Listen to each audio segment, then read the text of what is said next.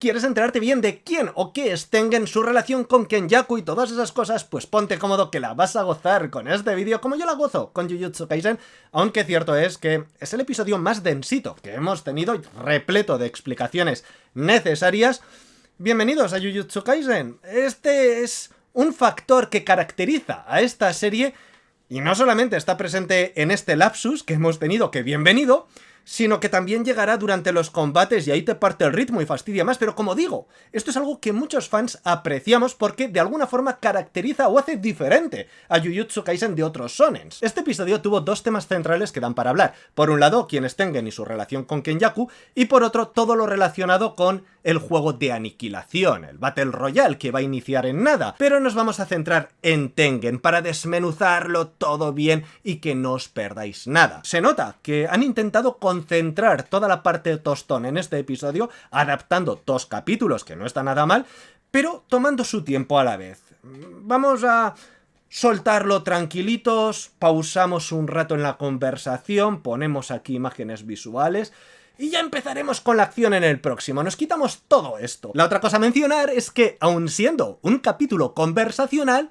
ole la animación que se cascan aún así. Desde las primeras escenas podemos notar la técnica de sincronización labial en Tengen, cómo vocaliza las palabras, y eso a su vez es como que compensa la relativa sencillez del dibujo, con un personaje blanco sobre un fondo blanco, como si el tiempo que se ahorrasen en una cosa la invirtiesen en otra. Obviamente esa estética tan luminosa sirve para acentuar su cuasi divinidad. Fijaos cómo Tengen nombra a cada personaje por su linaje, no porque no sepa cómo se llama cada uno, es la forma de acentuar la responsabilidad de cada uno, lo que los define o el por qué están ahí. Una lucha que trasciende más allá de lo personal. Especulábamos por qué no nombra a Yuki de primeras, se atisba una tirantez entre ambos. Mencionábamos un posible choque de ideales, y Tengen se ocupa de señalar que ya se conocían de antes, y alguien en los comentarios me recordó de que se conocían. Yo esto olvidado porque, como digo, tengo muy mala memoria, y en este episodio ya te dan una gran pista sobre ello, cuando después de mencionar que tras la muerte de Riko Amanai, con quien se tenía que haber fusionado Tengen, no hubo otro recipiente de plasma, y Yuki dice,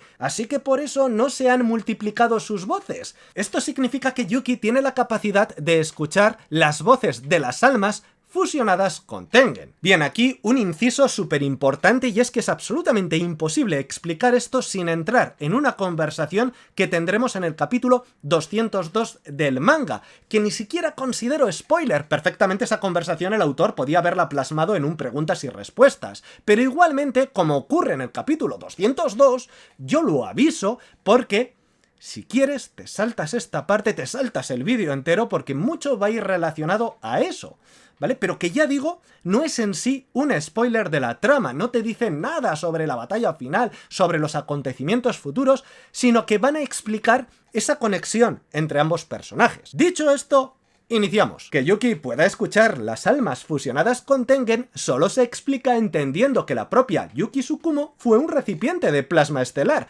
una candidata, desarrollando una conexión única con las almas de los otros recipientes, que la lleva a poder escuchar sus pensamientos o voces internas. Ahora bien, Yuki abandonó su rol como recipiente o simplemente solo se tuvo en consideración a Rika Amanai y tras su muerte no se buscó un reemplazo.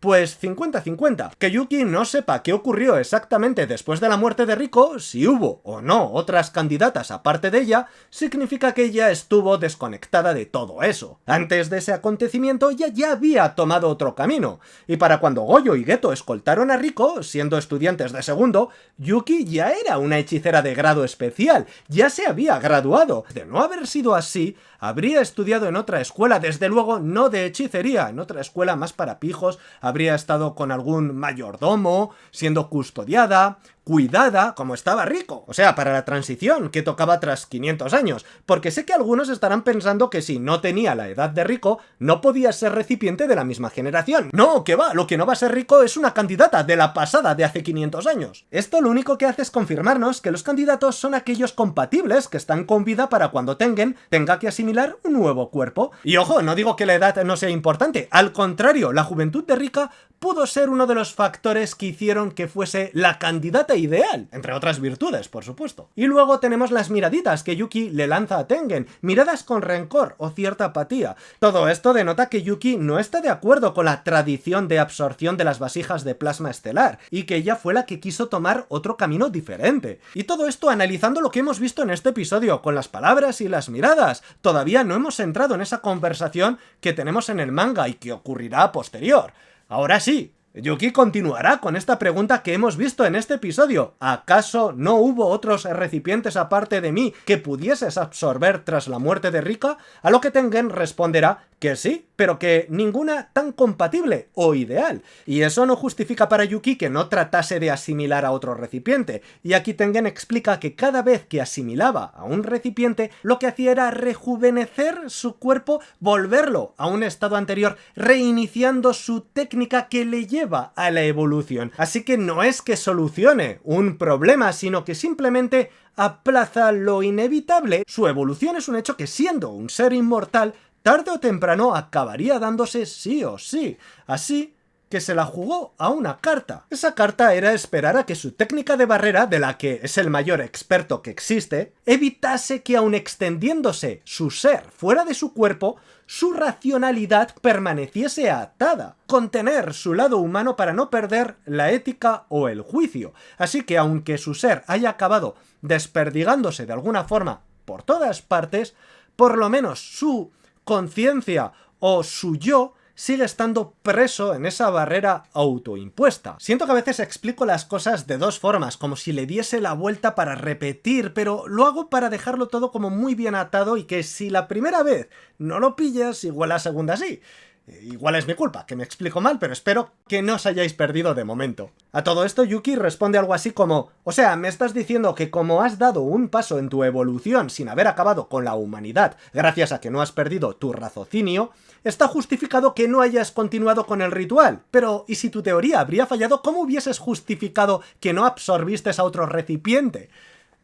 ¿A quién se lo iba a justificar, no? Es como arriesgaste mucho y más aún. Si haces esto ahora, ¿por qué no lo hiciste antes? Hace sentir que todos los sacrificios del resto de recipientes fueron inútiles. Y esto, que parece como lo que ha hecho Tengen, no tiene sentido. ¿Por qué no haberse arriesgado antes y al final lo iba a hacer? Esto corcome a la propia Yuki. Ella es consciente de esta cagada o de estas acciones sin sentido que realiza Tengen. Porque ella es como la defensora de los recipientes. Ella era una, no estaba de acuerdo con eso, es como: yo puedo luchar, yo quiero ser una guerrera, quiero ser yo, quiero mi propia identidad, no pertenecer a un Tengen. Por eso no está de acuerdo con todo el ritual, por eso está en contra de la propia existencia de Tengen de alguna forma. Que también Tengen hace cosas buenas, gracias a su barrera, es que los hechiceros pueden potenciar toda su fuerza, que Japón está mucho más protegido, también proliferan las maldiciones por culpa de él, pero bueno, es el yin-yang, ya sabéis. Fijaos que Yuki llega a manifestar que si la secta que mató a Riko, en lugar de querer matar al recipiente, simplemente la hubiesen secuestrado para protegerla y evitar la asimilación, ella misma habría colaborado con la secta, habría hecho lo que fuese necesario para proteger a la muchacha. Hay más cosas, pero creo que esto es suficiente para entender por qué existe esa tirantez entre Yuki y Tengen y por qué Yuki decidió dejar de ser un recipiente. Cosa que esta es otra cuestión interesante, los recipientes en la actualidad han dejado de tener sentido porque ahora mismo Tengen ya ha dado el paso evolutivo que con los recipientes trataba de evitar. Y que Yuki guarde cierto rencor hacia Tengen explica por qué Tengen no se mostró cuando llegaron. No se fiaba de que ella pudiese traicionarlo porque por muy cuasi divino que sea, no puede leer el pensamiento de las personas. No puede saber si se ha aliado con el que ahora habita el cuerpo de Geto, con el que Yuki casualmente compartía ideales. Cualquier medida es poca ahora que Kenjaku podría secuestrar y usar como una marioneta a Tengen usando la técnica de Geto, que le permite recolectar y manipular maldiciones. Al fin y al cabo, la forma corpórea actual de Tengen tiene características más propias de una maldición que otra cosa. ¿Por qué Tengen es como es físicamente y quién o qué fue originalmente? Tengen es un hechicero milenario con un poder que le concede la inmortalidad, originalmente mujer, y no solo porque tenga voz femenina, los recipientes de plasma compatibles siempre fueron chicas, y eso tiene su porqué. qué? Sirviendo para reiniciar su forma física original. El cuerpo humano se degrada con los años, así que la técnica innata de Tengen que le da la inmortalidad hace que su cuerpo se adapte para ello, haciéndolo evolucionar. Sus primeros 100, 200 e incluso 500 años, por lo visto, podría seguir manteniendo una forma más o menos humana, aunque posiblemente en su recta final se viese como un viejo muy decrépito. Pero a partir de ahí se vería obligado a evolucionar porque el cuerpo no da más de sí, y con el paso de los siglos o milenios, esa evolución le llevaría a no necesitar un cuerpo físico perecedero, abandonando así su humanidad e individualidad, y eso es lo que todos temen, incluido él. Cómo su evolución afectaría a su conexión con lo humano, a su lado empático, pudiendo convertirse en una amenaza para los demás. Además que al perder su identidad también desaparecerían todas las barreras que protegen Japón, que esto también es muy importante. La solución a esto para que siga siendo humano consiste en frenar la evolución,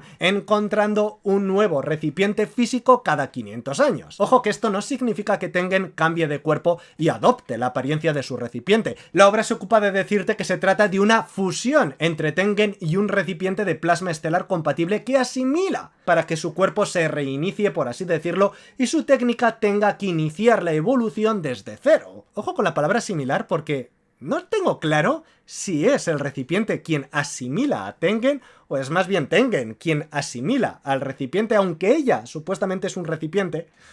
Es él quien se nutre, quien coge lo que quiere de ella, que es su cuerpo, su juventud, para reiniciarse a sí mismo. Hace 15 años, en el arco del tesoro escondido que vimos al principio de la segunda temporada, le tocaba a Tengen fusionarse con un nuevo recipiente, en este caso Riko Amanai, el más compatible que existía. O sea que hace 15 años justo se cumplieron los 500 años desde la anterior fusión. Toji mató a Riko y la fusión / asimilación no pudo darse, lo que provocó que Tengen diese ese paso evolutivo que trataba de evitar, perdiendo su individualidad, estando ahora en todas partes, pero ojo, no su conciencia o raciocinio que ha logrado retener gracias a su técnica de barreras.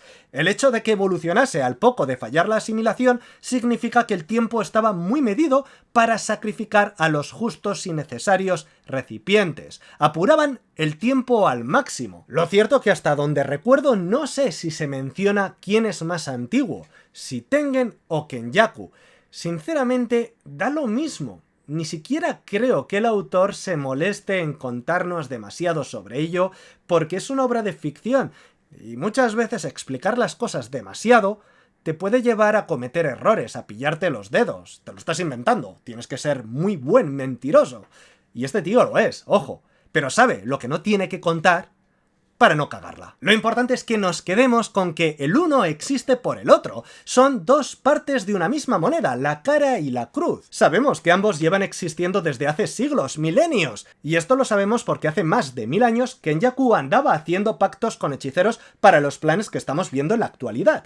Y es posible que te estés preguntando ¿qué beneficios sacaba cada parte de estos acuerdos? Lo que Kenjaku ofrecía a estos hechiceros, incluyendo a Sukuna, era que pudiesen sobrevivir a sus propias muertes, traerlos de vuelta en un futuro, recogiendo sus almas en objetos malditos. Esto es lo que vemos que está pasando en la actualidad para el juego de aniquilación, regresando los hechiceros en los cuerpos de quienes comieron sus objetos malditos, cada uno con sus motivaciones para desear volver, ya sea encontrar hechiceros a los que enfrentarse más poderosos de los que había en su época, o lo que sea. Sukuna fue uno de estos hechiceros con los que pactó, el más poderoso de todos ellos, tanto que su forma física trascendió a otra cosa. Esto por si os preguntáis por qué tenía ojos y brazos de más. Hemos visto cómo el cuerpo adopta la forma del alma, y lo seguiremos viendo. Pero que quede claro que Sukuna no fue una maldición de esas que surgen de sentimientos negativos de las personas. Nació como humano, creció como hechicero maligno, o sea que hacía maldades, utilizaba sus poderes para ello, y su alma, después de morir, fue dividida en 20 objetos malditos, en 20 dedos. Esa es la diferencia con el resto de hechiceros. Cada una de sus almas podían estar en un objeto maldito y ser comido por cualquiera, entre comillas. Sukuna era tan poderoso que Kenjaku tuvo que dividir su alma en 20 y encontrar un recipiente que pudiese soportar la ingesta de todos esos dedos. Y por supuesto lo que Kenjaku quiere de ellos a cambio es poder utilizarlos, utilizar la energía maldita de todos ellos, para canalizar canalizarla en el juego de la aniquilación y llevar a cabo su plan de complementación humana. Ahora bien, que estos hechiceros malditos milenarios, tras su muerte, acabasen convertidos en objetos malditos y volviendo a la vida en el cuerpo de otra persona, aplastando el alma de ese recipiente, imponiéndose sobre ella, ¿acaso pueden seguir siendo llamados humanos? Lo fueron, en origen, pero ahora mismo son otra cosa.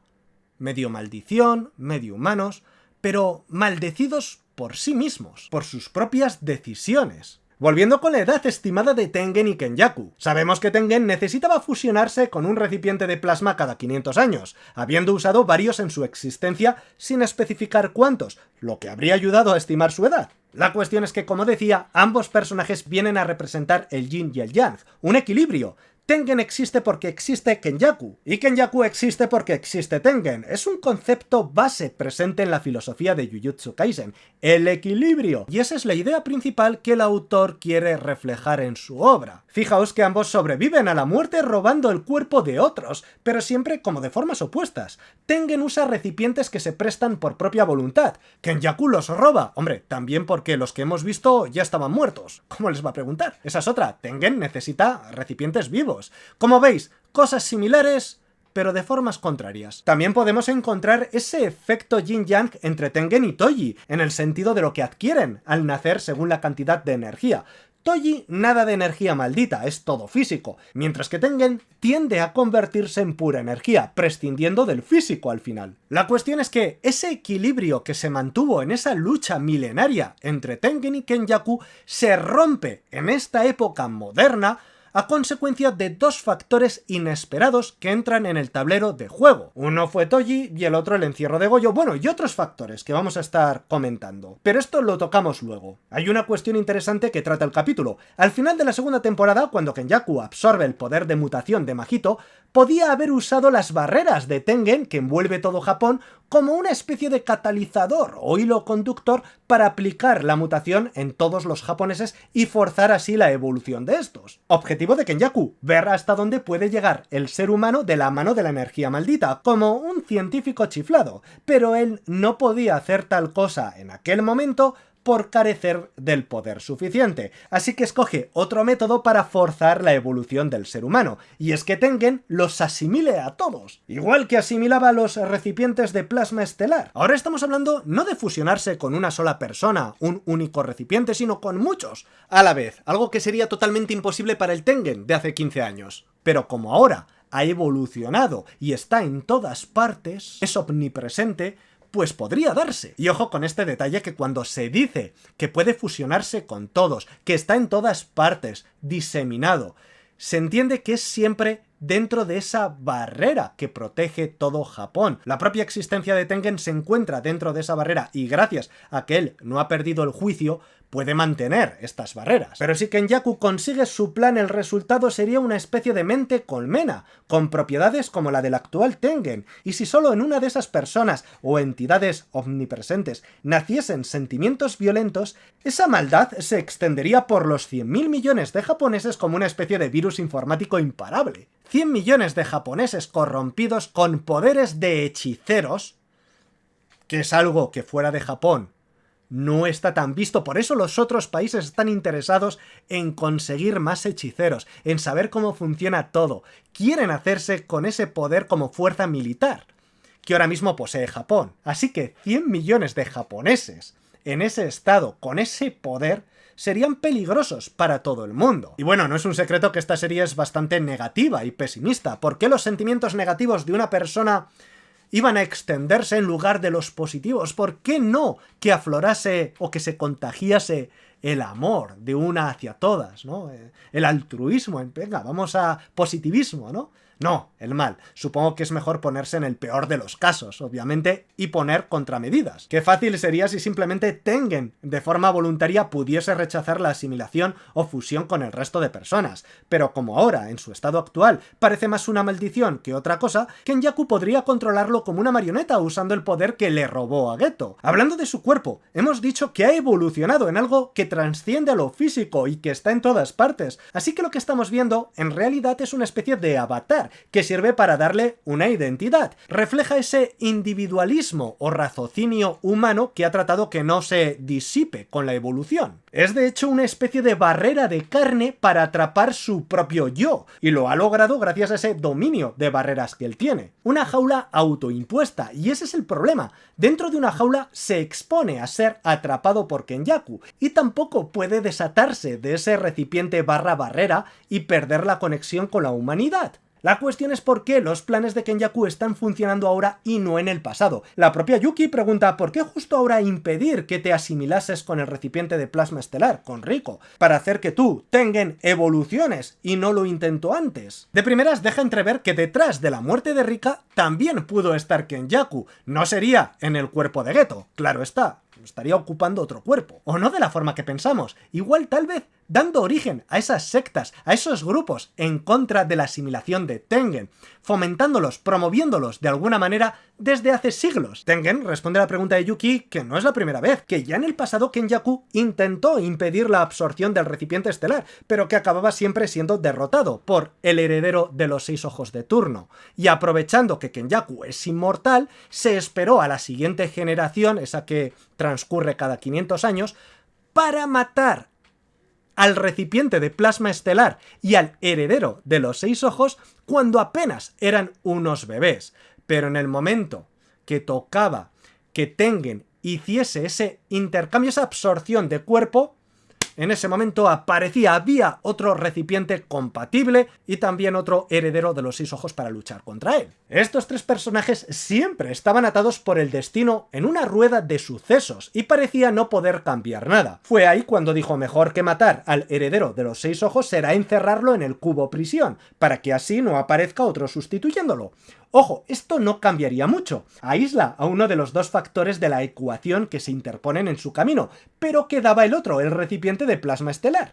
Y siempre habría uno, porque las 3 entidades estaban atadas, como antes decíamos, por el destino.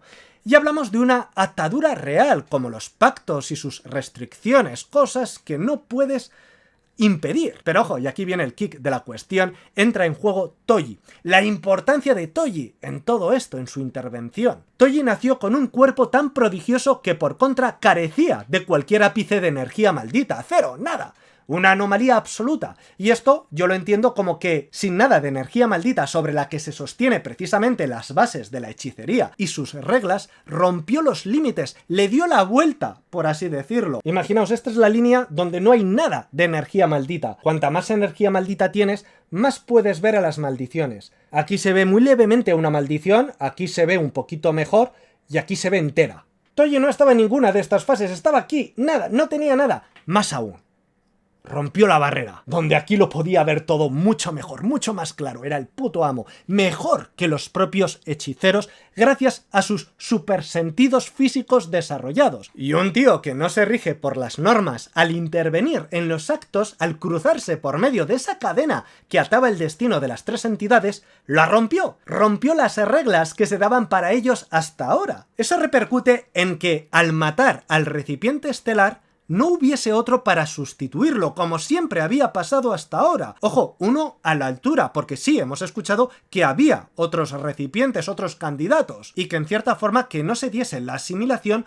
fue voluntad del propio Tengen. Pero la intervención de Toji refuerza el hecho de que la cadena de sucesos que se había dado hasta ahora en las pasadas generaciones se haya roto. Y ojo lo coherente que resulta esto volviendo al tema de que Toji y Tengen son opuestos, el yin y el yang también. Tengen con todo ese poder maldito está sujeto a bastantes restricciones o normas condicionantes de la hechicería, mientras que Toji no está atado a nada. ¡Se la suda todo! Otros factores que influyeron en el reciente éxito de Kenjaku fueron que cayese en sus manos hace 6 años el cubo, la prisión confinadora o la propia existencia de Geto con el poder de controlar maldiciones. Pero me pregunto si estas otras coincidencias no se deben precisamente a que Toji rompió las reglas que mantenían el equilibrio. La existencia de Toji precede a las otras coincidencias. Pero bueno, esto es solo un pensamiento en voz alta. Como veis, todo más complicado de lo que parece, puedes encontrar respuestas a algo, pero siempre va a haber algún matiz, alguna cosita que te digan, mira, sí, fue por esto, pero también está esto otro. No hay una sola razón para explicar algo en Jujutsu Kaisen. Es una obra muy interesante por cómo el autor la ha construido. Como digo, no es perfecta, ni mucho menos, ni siquiera en el ritmo narrativo, pero sí por lo menos peculiar, interesante, genuina de alguna forma, dentro de que cuando la conocimos tiraba de muchos clichés. Decíamos, parece que ha cogido un poco de aquí, un poco de allá, y al final resulta que te ofrece algo totalmente novedoso, pero, ya digo, en su narrativa sobre todo. A mí, personalmente, me está gustando mucho. Espero que hayáis disfrutado este vídeo y esperos para el siguiente. Aparcamos lo de Tengen, y si tenéis alguna duda, ya sabéis, dejádmela en los comentarios. Si os quiere, nos vemos.